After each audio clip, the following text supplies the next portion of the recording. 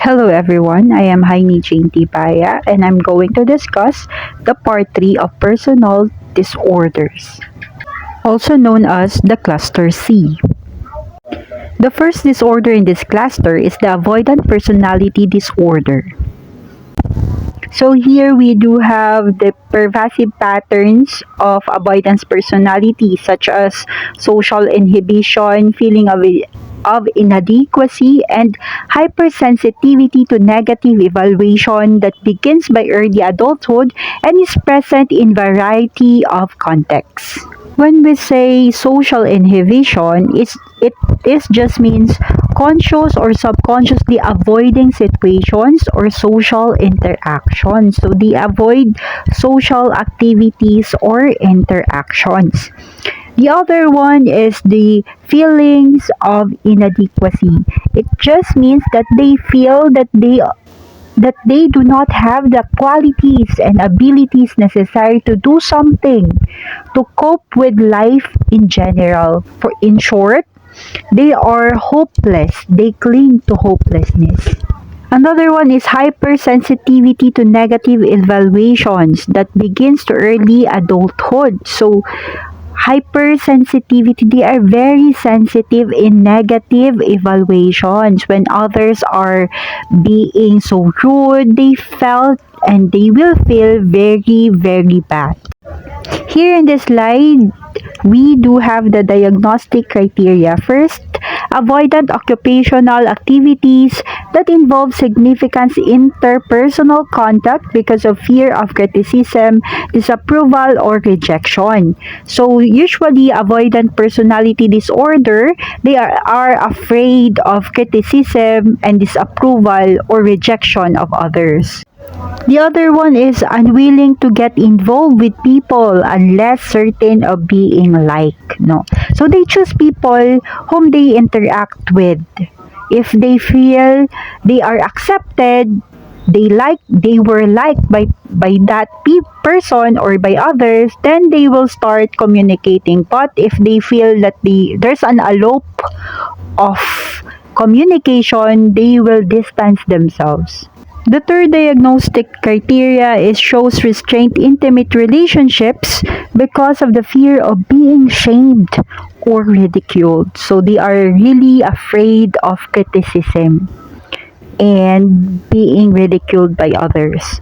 The fourth one is preoccupied with being criticized or rejected in social situations. So they are very overthinker. Even though there's not yet happening or there's no criticism yet, they are already thinking on themselves that they will be criticized or ridiculed, and that is somehow not normal already. For this reason, they are called disorder. The fifth one is the inhibited in new interpersonal situations because of feelings of inadequacy. Like what I've said earlier, when we say feeling of inadequacy, it means that they do not have the qualities and abilities necessary to do things, to cope with life in general. So they feel hopeless, they feel being very inferior with others. The next one is views self as socially inept, personally unappealing, or inferior to others. So they very down, they put themselves down, no? They are very inferior with others. They feel that they have no ability to communicate, to show that they are also talented as like what others do. They are also unusually reluctant to take personal risks or to engage in any few activities because they may prove embarrassing. So like what I've said earlier also, they are very overthinker. So they are avoidant in taking the risk to be engaged with others. So in general, these are the associated features in avoidant personality disorder. First is avoiding social situations, avoiding interactions with strangers, low self-esteem, shyness, and isolation from others. The avoidant behavior often starts in infancy or childhood with shyness, isolation, fear of strangers, and new situations. Although shyness is a common precursor of avoidant personality disorder, in most individuals it tends to gradually dissipate as they get older.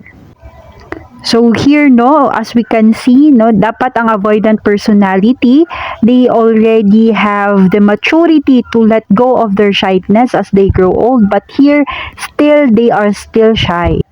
So might be this kind of disorder came from the result of acculturation from following migration, social embarrassment, or failure to meet major life goals rather than temperamental shyness.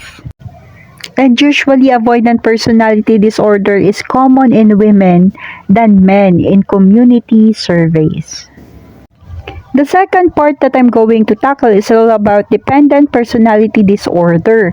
Unlike the other being dependent person, no? Dependent personality disorder is an abnormality of being very dependent even they are already in the right age. At what our definition says, a pervasive and excessive needs to be taken care of that leads to submissive and clinging behavior and fear of separation, beginning by early adulthood and present in variety of contexts. So somehow we should be alarmed if we do still have this kind of personality, because as we grow old we should or must have the independency in ourselves. So these are the associated features in dependent personality disorder. First, they have a strong need to be taken care of. The second one is they will be submissive if necessary to avoid being abandoned. So they are afraid to be leave alone rather. The third one is they continually seek guidance and reassurance from others. So they don't really have independency in them. The fourth one is they don't trust their own ability to make decisions. The fifth is they are afraid to disagree with others and spend a lot of time trying to please people. And last but not the least is that they are devastated when relationship ends. So they are very dependent with others. So dependent behavior should be considered characteristic of the disorder only when it is clearly excess of the individual's cultural norm or reflects unrealistic concerns. Dependent personality disorder has been diagnosed more frequently in women than men. And now let's proceed to the obsessive compulsive personality disorder, or also known as OCPD. So here, OCPD is a preoccupation with orderliness, perfectionism, and mental interpersonal control at the expense of flexibility, openness, and efficiency.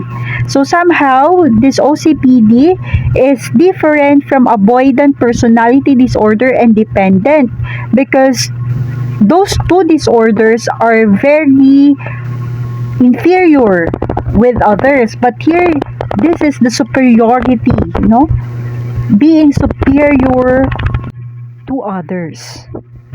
And these are the diagnostic features in OCPD. Creating order using lists for tasks. Second, difficulty of maintaining intimacy or empathizing. Excessive perfectionism causes an inability to finish tasks, flexible, rigid adherence to rules, and last but not the least, problem with self-identity or self-direction. In assessing an individual for obsessive-compulsive personality disorder, the clinician should not include those behaviors that reflect habits, customs, or interpersonal styles that are culturally sanctioned by the individual's reference group. In sex and gender-related, obsessive compulsive personality disorder appears to both equally prevalent in men and women. And this is all for my report. Thank you for listening.